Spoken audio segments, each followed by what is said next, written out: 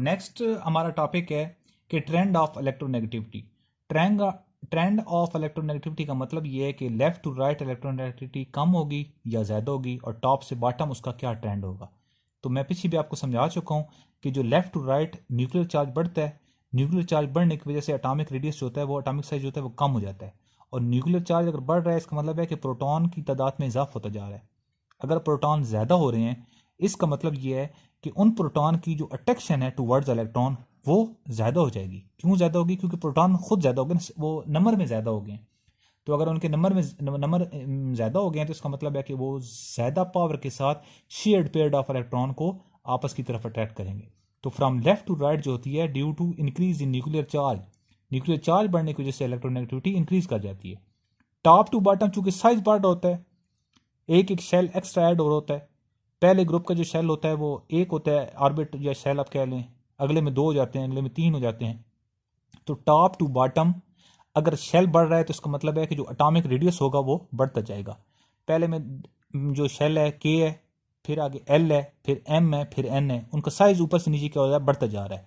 तो जो जो साइज बढ़ता जाएगा तो जो अंदर सेंटर में जो न्यूक्लियस के अंदर जो प्रोटॉन पड़े हुए हैं ना, उनकी जो फोर्स ऑफ अट्रैक्शन होगी टुवर्ड जो सबसे बाहर वाला क्योंकि जो आपस में इलेक्ट्रॉन मिलते हैं ना, वो बाहर वाले हमेशा मिलते हैं। आउटर मोस्ट जो शेल होता है उसके इलेक्ट्रॉन आपस में बांधने करते हैं, तो वो शेयर्ड पेयर के ऊपर जो उसकी अट्रैक्शन होगी वो कम हो जाएगी, क्योंकि साइज बहुत ज़्यादा बढ़ गया है। तो इस वजह से वो सही तरह से खींच नहीं पाएंगे।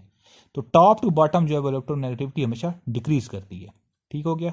नेक्स्ट हमारे पास टॉपिक है कि nature of bond in term of poly electronegativity value. ठीक हो गया कि अगर हमें इलेक्ट्रोनेगेटिविटी की वैल्यू का पता चल जाए ना, तो हमें यह भी पता चल जाता है कि इसके अंदर कौन सा बॉन्ड बना हुआ है। ठीक है, सबसे पहले मैंने यहाँ पे एग्जांपल ली है ऑक्सीजन की। ऑक्सीजन क्या करता है कि इस ऑक्सीजन के जो लास्ट वाला ऑर्बिट होता है, आपको पता है ऑक्सीजन के पास टोटल 8 इलेक्ट्रॉन होते हैं। 2 फर्स्ट ऑर्बिट में होते हैं और 6 जो है वो अगले ऑर्बिट में होते हैं।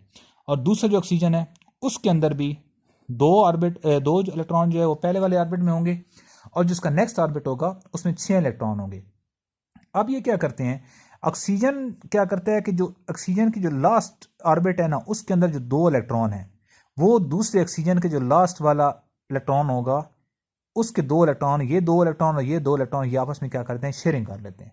और जब शेयरिंग करते हैं तो ऑक्सीजन, इस ऑक्सीजन के पास वैसे तो 6 हैं, तो जब 2 इसके पास जाएंगे तो इसके पास भी 8 हो जाएंगे, और इसके 2 जब इसके पास आएंगे तो इसके पास भी 8 हो जाएंगे। तो इसका भी ऑक्टेट कंप्लीट हो जाएगा, इसका ऑक्टेट भी कंप्लीट हो जाएगा।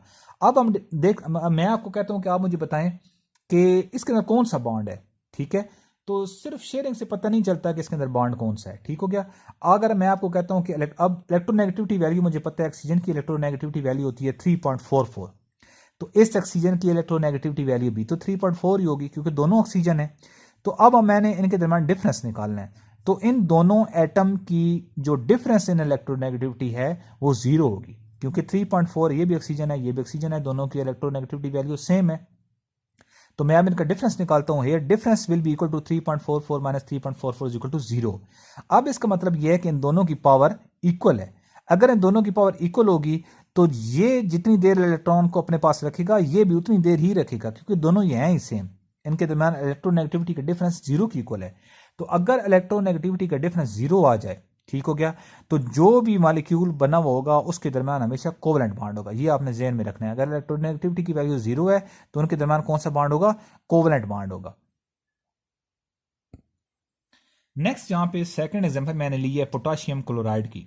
पोटाशियम क्लोराइड का फार्मूला होता है KCl। ठीक है, इलेक्ट्रोनेगेटिविटी ऑफ के, पोटाशियम की जो इलेक्ट्रोनेगेटिविटी होती है वो होती है 0.82, और क्लोरीन की इलेक्ट्रोनेगेटिविटी होती है 3.16। तो इन दोनों के दरमियान जो डिफरेंस होगा, difference will be equal to होगा 3.16 माइनस 0.82 इज इक्वल टू 3.16। अब इसमें जो इलेक्ट्रोनेगेटिविटी का डिफरेंस है वो 3.16 है। मैंने लिखा है कि if difference is greater than 1.8, अगर आपके पास जो डिफरेंस आता है वो 1.8 से ज्यादा है, ठीक हो गया, तो उनके दरमियान जो बॉन्ड होगा वो आयोनिक बॉन्ड बन रहा होगा। ठीक हो गया, तो इसके दरमियान जो डिफरेंस है वो 3.16 है, जो कि 1.8 से ज्यादा है। तो पोटाशियम और क्लोरीन के दरमियान कौन सा बॉन्ड बनेगा, आयोनिक बॉन्ड बनेगा। नेक्स्ट एक और एग्जांपल आपने देखनी है, इसमें हाइड्रोजन क्लोराइड की मैंने एग्जांपल ली है HCl की। हाइड्रोजन की इलेक्ट्रोनेगेटिविटी वैल्यू होती है 2.20 और क्लोरीन की इलेक्ट्रोनेगेटिविटी होती है 3.14।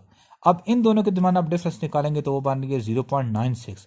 अगर d जो है इज लेस देन 1.8, अगर d की वैल्यू 1.8 से कम हो और 0.4 से ज्यादा हो, मतलब आप ये कह सकते हैं कि 1.8 और 0.4 के दरमियान होना, तो आप कहेंगे कि इसके दरमियान जो बॉन्ड है विल बी कोवलेंट। अब इसके दरमियान जो बॉन्ड होगा वो पोलर कोवलेंट होगा, ठीक है।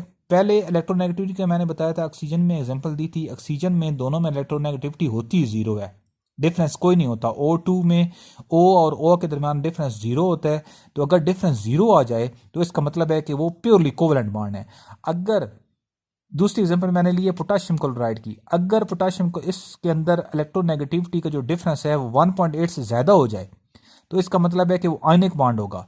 और अगर 1.8 से कम हो और 0.4 से ज्यादा हो, मतलब 1.8 और 0.4 से के दरमियान वैल्यू अगर आ जाए इलेक्ट्रोनेगेटिविटी डिफरेंस की, तो इसका मतलब है कि उनके दरमियान जो बॉन्ड होगा वो पोलर कोवलेंट बॉन्ड होगा। अब पोलर कोवलेंट बॉन्ड क्या होता है, नॉन पोलर कोवलेंट बॉन्ड क्या होता है, ये भी मैं आपको समझाता हूँ। ये फिर हम नेक्स्ट में टॉपिक में हम इसको कवर करते हैं। इसको आपको समझ आ जाएगी कि पोलर क्या होता है और नॉन पोलर कोवलेंट बॉन्ड क्या होते हैं। ये पोलर जो कोवलेंट बॉन्ड होता है इसकी आगे मजीद फिर आगे दो टाइप्स है।